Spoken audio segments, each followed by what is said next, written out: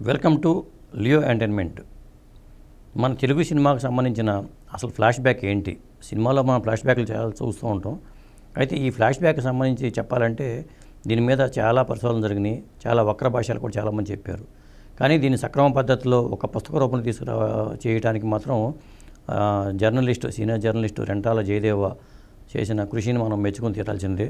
ప్రధానంగా ఏంటంటే ఆయన ఈ దక్షిణ భారత సినిమా చరిత్ర తొలినాళ్ల కథకు అక్షర రూపంగా మన సినిమా ఫస్ట్ రీల్ అనే పుస్తకాన్ని ఆయన రాశారు. ఈ పుస్తక ఆవిష్కరణ కార్యక్రమం ఏంటంటే బుక్ ఫెస్టివల్ జరుగుతుంది. ప్రస్తుతం హైదరాబాద్లో మన ఎన్టీఆర్ స్టేడియంలో ఈ బుక్ ఫెస్టివల్ జరుగుతుంది. అందులో మన మాటల మాంత్రికుడు త్రివిక్రమ్ సినిమా చేతుల మీదుగా ఈ పుస్తకాన్ని ఆవిష్కరించారు. రెంటాల జయదేవ్ గురించి మనం కొంత చెప్పుకోవాలి. ఎందుకంటే మనకి మూకీల కాలము టాకీల కాలము అని సినిమా రంగంలో ఉంటుంది. మొదటి తెలుగు సినిమాగా మనకి భక్త ప్రహ్లాద సినిమా చెప్తూ ఉంటాము. అలాగే ఆలమారా కానీ మూకీలేగం టాకీలేగం అని ఒక హిస్టరీ ఉంది తెలుగు సినిమాకు ఉంది. ఇక జయదేవ్ గురించి మనం చెప్పుకుందాం. ఇప్పుడు రెంటాల జయదేవ్ అనే వ్యక్తి ఈనాడు జర్నలిజం స్కూల్లో 1992 బ్యాచ్, నా బ్యాచ్మేటు, నా సహచరుడు, నాకు చాలా మిత్రుడు కూడా. అయితే జయదేవులో ఏంటంటే జిజ్ఞాస ఉంటుంది, తప్పులు ఉండకూడదు, ఎందుకంటే వక్ర భాషలు ఉండకూడదని తపంతో అతను ఈనాడులో కొంతకాలం పనిచేసినా కానీ మద్రాసు వెళ్ళిపోయి ఇండియా టుడే మ్యాగజైన్లో పనిచేసేటాను. కాబట్టి దాని మీద అతను ఎక్కువగా కూలంకషంగా అధ్యయనం చేయడానికి మద్రాసులో ఉండటం అనేది చాలా ఉపయోగపడుతుందని చెప్పాలి. జయదేవ్ ఒక్కడే కాదు, వాళ్ళ నాన్నగారు రెంటాల గోపాలకృష్ణ గారు కూడా నాకు బాగా పరిచయం. ఎందుకంటే రెంటాల గోపాలకృష్ణ గారు ఆయన జర్నలిస్టే, సినిమా సమీక్షలు ఎన్నో రాసేవాళ్ళు. ముఖ్యంగా ఏంటంటే అనేక ఆంగ్ల పుస్తకాలని తెలుగులోకి అనువాదం చేశారు. నాకు బాగా ఇష్టమైన అనువాదకుడు ఆయన. ముఖ్యంగా యామాదిప్పిట్టు యమకోపం పేరుతో అనువాదం చేశారు. అలాగే నటహాంసన్ రాసిన హంగర్ అనే నవలని ఆకలి పేరుతో అనువాదం చేశారు. నాకు బాగా ఇష్టమైన తెలుగు నవల, తెలుగులోకి అనువాదం చేసిన నవల ఆకలి పేరుతో నాకు చాలా బాగా ఇష్టం. అది కాకపోతే లైబ్రరీలో ఉండాలి తప్పితే ఇప్పుడు మన బయట ఎక్కడ అవైలబిలిటీ లేవు ఈ పుస్తకాలు కూడా. మరి రెంటాల గోపాలకృష్ణ గారు కూడా నాకు బాగా పరిచయమే. మరి అలాంటి గోపాలకృష్ణ గారి కడుపున పుట్టిన జయదేవ తెలుగు సినిమా జర్నలిజం, ముఖ్యంగా అతను మెయిన్ స్ట్రీమ్ జర్నలిజంలో ఉన్నా కానీ, మెయిన్ స్ట్రీమ్ ఆర్టికల్స్ రాస్తున్నా కానీ తెలుగు సినిమాకి మాత్రం అతను చాలా సేవలు అందించాడని చెప్పుకోవాలి.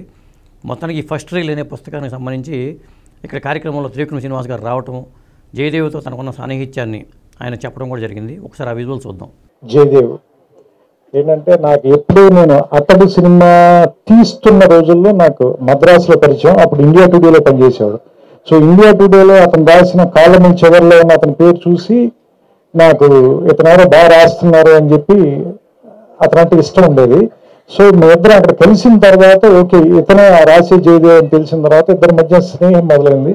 ఆ స్నేహం ఇన్ని సంవత్సరాలుగా ఇంకా నడుస్తూనే ఉంది. సో దానికి అతని సాహిత్యం కానీ నా సినిమాలు కానీ రెండు పెద్దగా అర్థం కాలేదు. ఏమంటారు దాన్ని, ఎంతో కొంత ఉపయోగపడ్డాయి తప్ప ఏమైనా అవసరమైతే గీతే. కానీ అతను నా గురించి 2-3 చెడ్డ రివ్యూలు రాశాడు. అది అతని మీద నేను తర్వాత మాట్లాడతాను నా సినిమాల గురించి. విజువల్ చూశారు కదా. త్రివిక్రమ్ శ్రీనివాస్ గారు ఏంటంటే అతడు సినిమా టైం నుంచి కూడా జయదేవ్తో తనకు సాన్నిహిత్యం ఏర్పడిందని మెడ్రాస్లో అని చెప్పారు. నాకు కూడా త్రివిక్రమ్ శ్రీనివాస్ గారితో సాన్నిహిత్యం ఉంది. ఎప్పటి నుంచి అంటే నువ్వే కావాలి సినిమా నుంచి కూడా త్రివిక్రమ్ శ్రీనివాస్ గారికి సాన్నిహిత్యం ఉంది. త్రివిక్రమ్ శ్రీనివాస్ గారికి ఆ విషయం తెలుసు. నిన్న జరిగిన కార్యక్రమంలో ఎంఎస్కో బుక్ స్టాల్ కూడా సందర్శించినప్పుడు మరి త్రివిక్రమ్ శ్రీనివాస్ గారు నాకు ఆయన చేతుల మీదుగానే ఈ పుస్తకాన్ని నాకు త్రివిక్రమ్ శ్రీనివాస్ గారు అందించడం అనేది ఒక విశేషం. ఆ విజువల్స్ కూడా ఒకసారి చూద్దాం.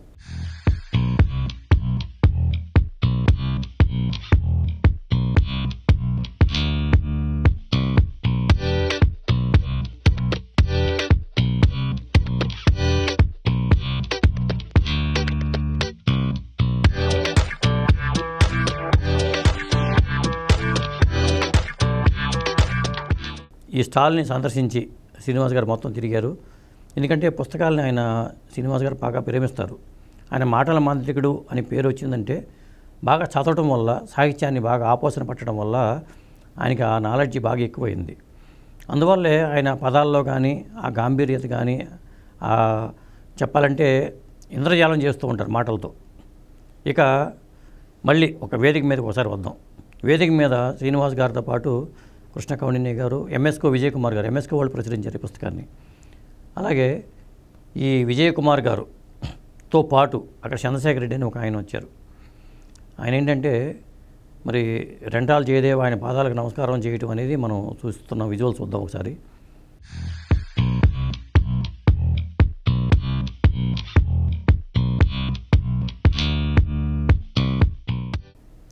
ఎందుకు పాదాలకు ఆయన పాదాలకు ఎందుకు నమస్కారం చేస్తున్నారంటే రెంటాల జయదేవకి ఆయన గురువు గారని చెప్పాలి. ఎందుకంటే నాకు కూడా గురువు గారే.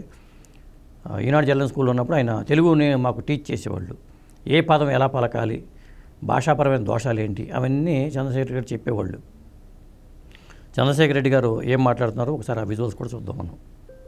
ఆ క్లాసులో మొత్తం మీద జయదేవ్ అంత అమాయకుడు ఇంకెవరు ఉండేవాళ్ళు కాదు. అదే చెప్పబోతున్నా. మామూలుగా పిల్లలు ఎవరైనా ఏదైనా ప్రశ్న అడిగితే ఒక్కోసారి వీళ్ళు తెలిసి మనకు కావాలని పరీక్షించడానికి అడుగుతున్నారు అని అనుకుంటాను. అటువంటి ఉద్దేశం ఏమీ లేకుండా ప్రశ్నలు అడిగే వాళ్ళలో జయదేవ నంబర్ 1. అయితే అమాయకత్వం నిలబెట్టుకోవడం అనేది చాలా కష్టం. అది ఒక దశలో చిన్నప్పుడు ఉంటుంది, పెద్ద కొండి మనం తెలివి మీరుతూ ఉంటాము. ఎంత తెలివి మీరాడో తెలియదు, కానీ అమాయకత్వం మాత్రం ఇంకా నిలబెట్టుకున్నందుకు జయదేవ్కి అభినందనలు చెప్పక తప్పదు. విజువల్ చూశారు కదా. ఇక ఈ పుస్తకానికి సంబంధించినంత వరకు మనం చూసుకుంటే ఏంటంటే ప్రతి ఒక్కరూ చదివి తీరాల్సిన పుస్తకంగా మనం ఫస్ట్ రిలీజ్ అనేది చెప్పాలి. ఎందుకంటే ఇప్పుడు 2024లో మనం ఉన్నాము. సినిమా రంగం సంబంధించి ఫ్లాష్ బ్యాక్ ఏం జరిగిందో ఏంటో ఎవరికీ తెలియదు. రకరకాల పుస్తకాలు వచ్చినా కానీ దాంట్లో ఒక్కర భాషలు ఎక్కువ ఉంటూ ఉంటాయి. శ్రీనివాస్ గారి మాటల్లో కూడా అది చెప్పారు. ఎందుకంటే నాకు కూడా సరిగ్గా తెలియదు, కానీ జయదేవ దీన్ని చక్కగా మంచి పుస్తక రూపంలో తీసుకురావడం అనేది, జయదేవ ఇలాంటి పుస్తకాలు మరిన్ని రాయాలని చెప్పి శ్రీనివాస్ గారు కూడా అనడం జరిగింది. ఒకసారి ఆ విజువల్స్ కూడా చూద్దాం మనం. దీనిలో ఒక హారిజాంటల్ కాలం నిండిపోయే పుస్తకాలన్నీ మీరు రాయాలని, నాకంటే తక్కువ స్థాయిలో ఉండాలని, అతని పుస్తకాన్ని వాటిని సమీక్షించే ఉత్తమ స్థాయిలో నేను ఉండాలని, ఉన్నత స్థాయిలో నేను మనస్ఫూర్తిగా కోరుకుంటూ, సో నా సన్మాయస్కుడు అండ్ నా స్నేహితుడు కాబట్టి అతనికి నా అభినందనలు చెప్తూ, ఇంకా వృద్ధిలోకి రావాలనే మాటలు బాగోదు. ఎందుకంటే నా గడ్డం తెల్లబడిపోయి అతని చుట్టూ తెల్లబడిపోయింది, ఇలాంటి మాట్లాడకూడదు కాబట్టి అతను జస్ట్ అభినందనలతో సరిపెడుతుంది దీన్ని. ఇక ఈ కార్యక్రమానికి హాజరైన ఎంఎస్కో విజయ్ కుమార్ గారు, అలాగే కృష్ణ కౌండిన్య గారు, వీరందరూ ఏం మాట్లాడారో మనం చూద్దాం. నేను ఇలాంటి సభ నేను పెట్టాల్సి వస్తే నేను శాస్త్రి గారిని పిలిచేవాడిని. ఎందుకంటే శాస్త్రి గారు నాకు అత్యంత ఆత్మీయ మిత్రుడు. ఆయన ఏదో ఒక విషయం గురించి ఏదో సడన్గా రోజు ఫోన్ చేసి ఒక 2 గంటల సేపు ఫోన్లో మాట్లాడేవాడు నాతో. మళ్ళీ 2 నెలల దాకా 3 నెలల దాకా మళ్ళీ మనం ఫోన్ చేసి దొరికేవాడు కాదు. ఎందుకంటే ఆయన టైమింగ్స్ నా టైమింగ్స్ డిఫరెంట్. నేను వేసిన పుస్తకం నుంచి పొగట్టానికో పెట్టడానికో ఒక ఆత్మీయమైనటువంటి బంధం మా ఇద్దరి మధ్యలో ఉంది. మా ఇద్దరికి ఒక కామన్ స్నేహితుడు నాడు, చెన్నవీరభద్రుడు అని. వాడి చెన్నవీరభద్రుడు, మేమంతా రెగ్యులర్ కలిసేవాళ్ళం. సాయంత్రం పూట శాస్త్రి గారితో కాసేపు కూర్చొని ఆయన ఎదురుగా టేబుల్ మీద దొరివేస్తూ ఆ లైవ్తో పాటలు పాడుతుండేవాడు, మాటలు మాట్లాడుతుండేవాడు. ఒక అద్భుతమైన మనిషి. నాకు ఇవాళ త్రివిక్రమ్ గారిని చూస్తుంటే మా శాస్త్రి గారి పక్కన కూర్చున్నట్టే ఉంది నాకు. ఎందుకంటే భాష పట్ల, సంస్కృతి పట్ల తనున్న చట్టంలో తను తాను ఇమిడ్చుకుంటూ తన వ్యక్తీకరణలో ఒక స్థాయిని తీసుకొచ్చిన మనిషి త్రివిక్రమ్ గారు. అందుకని ఆయన శాస్త్రి గారి తాలూకు గద్య రూపం అని చెప్పచ్చు. జయదేవ్ గారు కాల్ చేసి ఒక రీసెర్చ్ బుక్ ఇలా పబ్లిష్ చేస్తున్నామండి సినిమా మీద అంటే, గవర్నెన్స్ సినిమా 2 వేరే వేరే వరల్డ్స్ కంప్లీట్గా, అసలు ప్రపంచమే తేడా. సో దానికి దీనికి సంబంధం ఎలా ఉంటుంది అని అనుకుంటే తర్వాత మళ్ళీ గుర్తొచ్చింది, ఆ వృత్తి సివిల్ సర్వీస్ అయినా ప్రవృత్తి చదువుకోవడం, అది ఏదైనా సరే. సో అలా సాహిత్యం మీద కొంచెం అవకాశం పట్టుంది కాబట్టి జయదేవ్ గారు కాస్త ఇది చదవండి, చదివి మీ అభిప్రాయం చెప్పండి అంటే తీసుకున్నాను బుక్.